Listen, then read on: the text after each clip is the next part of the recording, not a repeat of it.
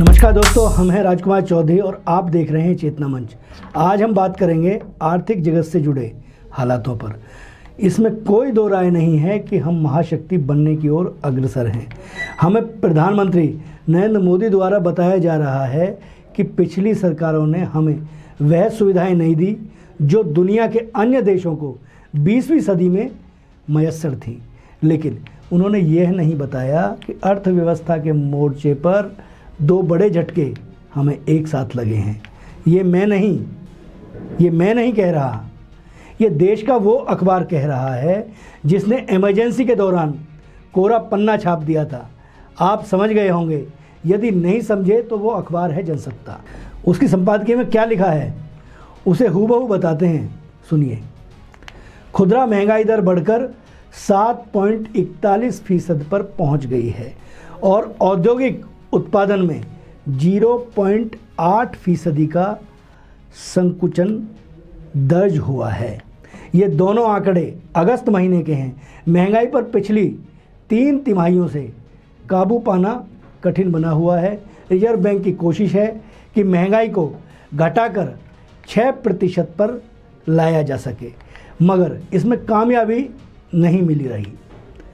चिंता की बात यह है कि खाने पीने की चीज़ों की महंगाई 8.6% पर पहुंच गई है, जिससे आम लोगों की रोज़मर्रा की ज़िंदगी पर बुरा असर पड़ रहा है। पिछले दिनों रिजर्व बैंक ने दावा किया कि अगले 2 सालों में महंगाई की दर 4% पर स्थिर हो जाएगी, मगर जिस तरह अर्थव्यवस्था के विभिन्न पहलुओं में संतुलन साधना मुश्किल बना हुआ है, उससे ये दावा धुंधला ही बना हुआ है। मगर महंगाई को लेकर अंतर्राष्ट्रीय मुद्रा कोष, विश्व व्यापार संगठन समेत तमाम रेटिंग एजेंसियां अपना अनुमान बदल चुकी हैं। विश्व व्यापार संगठन का कहना है कि पूरी दुनिया में महंगाई की मार अगले 2 सालों तक बनी रहेगी। मंदी का दौर अगले 4 सालों तक चलेगा। सरकार के लिए सबसे अधिक चिंता का विषय है कि औद्योगिक उत्पादन में वृद्धि नहीं हो रही, चूँकि सकल घरेलू उत्पाद यानी जीडीपी में सबसे अधिक महत्व औद्योगिक क्षेत्र के योगदान का माना जाता है। इसके शिथिल पड़ने का अर्थ है कि पूरी अर्थव्यवस्था डामाडोल स्थिति में बनी रहेगी। पिछले दिनों वित्त मंत्री ने औद्योग क्षेत्र में निवेश न बढ़ पाने को लेकर चिंता जताते हुए ऐलान किया था कि उद्योग जगत अपनी समस्याएं बताए, जिसके आधार पर सरकार सहूलियतें देने का प्रयास करेगी। हालांकि पहले ही उद्योग जगत को काफ़ी रियायतें दी जा चुकी हैं। कोरोना काल के बाद राहत पैकेज की घोषणा भी की गई थी, मगर उद्योग जगत गति नहीं पकड़ रहा। तो इसकी वजहों पर गंभीरता से विचार करने की ज़रूरत है। अर्थशास्त्रियों का कहना है कि अगर सितंबर और अक्टूबर के महीने में औद्योगिक उत्पादन की दर 5% तक नहीं पहुंची तो जीडीपी पर इसका बुरा असर पड़ेगा।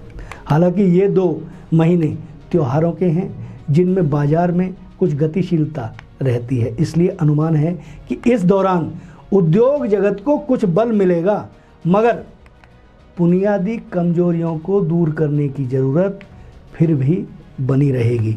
औद्योगिक उत्पादन गिरने का सीधा कारण है कि वस्तुओं की बाजार में खपत नहीं बढ़ रही। फिर खुदरा महंगाई की दर रोकने के लिए रिजर्व बैंक रेपो दरों में लगातार बढ़ोतरी कर रहा है। अभी फिर इसमें 35 आधार अंक तक बढ़ोतरी के कयास लगाए जा रहे हैं। इससे भी औद्योगिक उत्पादन पर असर पड़ता है। फिर निर्यात की दर नीचे का रुख किए हुए है। पूरी दुनिया में मंदी का दौर है, इसलिए भारतीय वस्तुओं की खपत बाहरी बाजार में घटी हुई है।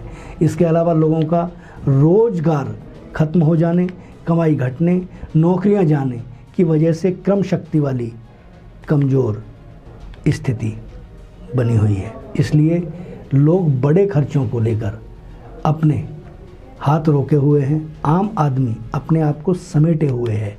इस संतुलन को साधना सरकार के लिए कठिन बना हुआ है। जब तक ये संतुलन नहीं सधता, तब तक औद्योगिक उत्पादन की दर बेहतर होने का दावा कमज़ोर ही साबित होगी। इस बार आसमान बरसात की वजह से कृषि उत्पादन पर भी बुरा असर पड़ने का अनुमान है। ऐसे में खाने पीने की चीज़ों की कीमतों में संतुलन लाना भी बड़ी चुनौती बना रहेगा। महाशक्ति हम लोग बनेंगे, इसमें कोई दो राय नहीं है, लेकिन 130 करोड़ की आबादी वाले देश में अंतिम पायदान पर खड़ा हुआ व्यक्ति यदि रोटी के लिए परेशान होगा तो ऐसी महाशक्ति का क्या फ़ायदा। सोचिए। इस एपिसोड में इतना ही। हमारी पूरी टीम को दीजिए इजाज़त। हमारे चैनल को सब्सक्राइब कीजिए, हमारे चैनल को लाइक कीजिए और कमेंट बॉक्स में कमेंट जरूर कीजिए। शुक्रिया।